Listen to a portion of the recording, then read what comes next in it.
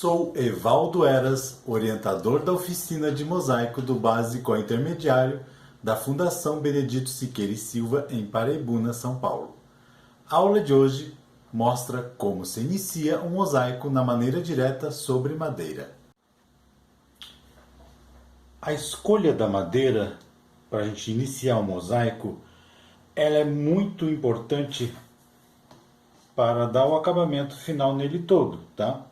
Então a gente prefere o MDF de 6 milímetros de espessura, de um tamanho adequado.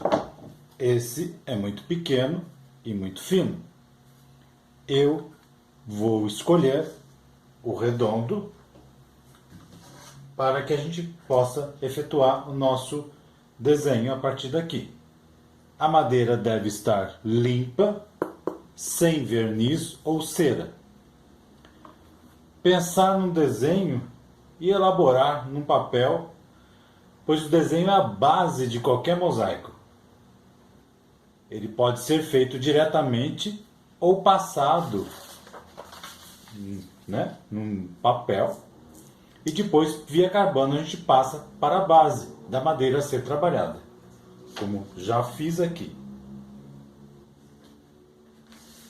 Nós temos, então, o desenho feito aqui no papel, com as devidas marcações, e ele já foi passado para cá via carbono.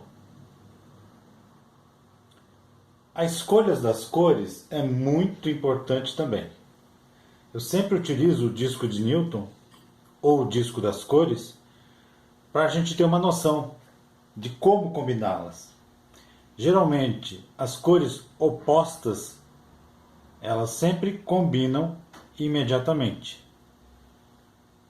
Por isso que os desenhos e os enfeites de Natal sempre são verde e vermelho, tá? Então, sempre quando a gente tiver alguma dúvida sobre como utilizar as cores, a gente recorre a essa tabela de cores que tem em qualquer pesquisa na internet.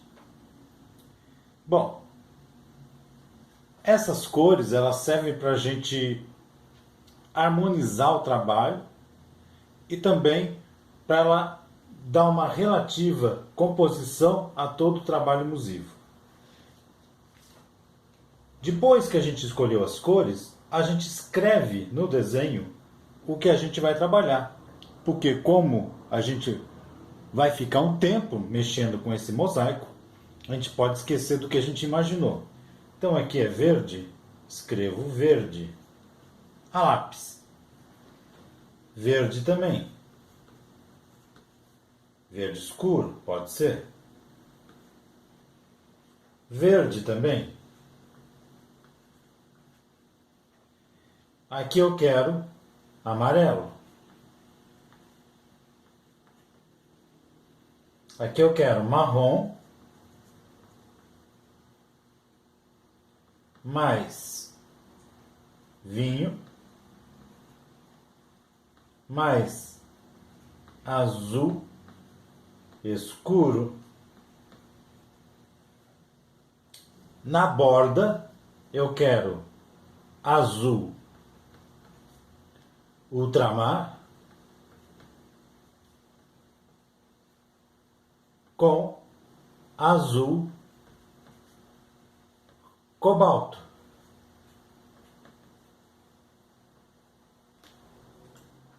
O fundo a gente deixa para escolher depois que cor que a gente vai usar. Certo? Nós vamos trabalhar com azulejo 10x10, que eu gosto mais porque ele é mais resistente. E também para dar um acabamento mais homogêneo a esse mosaico aqui. Geralmente, a gente, quando vai utilizar os azulejos para um mosaico, a gente tem que verificar se ela vai ser utilitário ou se vai ser apenas decorativo. Se for utilitário, ele não pode ter diferenças de altura, porque pode, se for uma bandeja ou uma mesa, ele pode virar qualquer coisa que você coloque sobre ela. Se for um quadro, não tem problema a diferença de alturas dos azulejos a serem usados, tá bom? A próxima coisa é a gente saber que ferramentas a gente vai usar. Então aqui nós temos o alicate de roldanas, que serve para pastilha de vidro, pastilha de porcelana e outros elementos mais finos. E esse, o alicate de ponta reta ou de ponta chata, tá? Esse que a gente vai utilizar em todo o nosso trabalho, porque além de ele ser mais específico para esse azulejo, eu gosto mais do acabamento que ele fornece. Nós também temos a pinça, né? Para quem gosta de trabalhar com pinça, o riscador profissional, uma caneta à base de água e a cola à base de PVA. Sempre tem que ser à base de PVA. Não vou citar nomes porque eu não ganho com a merchandising em cima, mas tem uma específica que é mais utilizada para mosaico. O importante é que a base tem que ser PVA. Bom, sobre a borda, a gente sempre, no mosaico redondo ou quadrado, ele deve ter uma espessura de 1,5 cm, para que fique uma borda interessante e não grosseira, tá? Da mesma forma, vão ser as linhas aqui no caso, que eu denomino de linha de percurso, que ela é a linha que dá formato a esse caule. E depois também vai dar formato aqui nas folhas, que no decorrer das outras aulas eu vou ensinar melhor do que se trata isso. Essas pétalas vão ser praticamente inteiras, porque elas são menores e dá para a gente distribuir dessa forma. Tá ok? Bom, agora a gente vai evidenciar esse desenho com uma caneta mais escura, porque eu quero que ele fique bem nítido para que a gente possa trabalhar nele.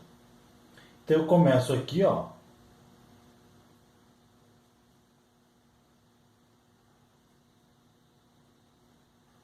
a evidenciar ainda mais a linha que eu fiz, já está traçada. Às vezes quando a gente usa o carbono ou faz diretamente com a mão, ele já fica um desenho com os traços fortes. Mas caso vocês queiram que ele fique bem nítido para depois a gente trabalhar, é melhor pegar uma caneta à base de água e fazer toda a formação das linhas com uma caneta mais escura. No caso, eu estou utilizando a preta.